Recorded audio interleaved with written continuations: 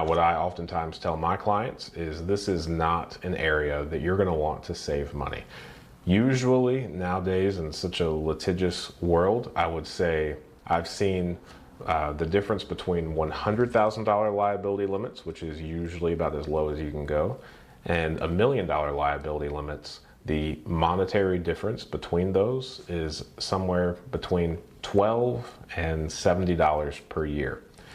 So usually you're not going to want to save that amount of money in the event that you actually have a lawsuit brought against you and you're looking back at your insurance policy.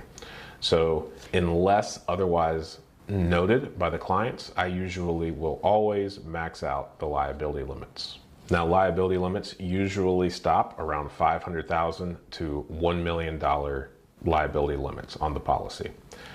It is my recommendation to have liability limits that are equal to or greater than your net worth. Now, that is only possible up until a point, in which case there are additional insurance policies that you can purchase that will make up that gap up until another point. The main one would be an umbrella policy or an excess liability policy.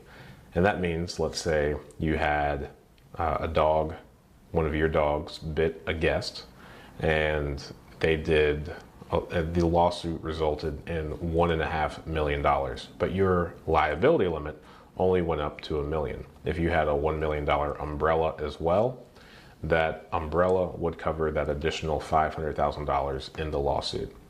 And just like that, I think you could probably see why it's my recommendation to have liability limits that are equal to or greater than your net worth.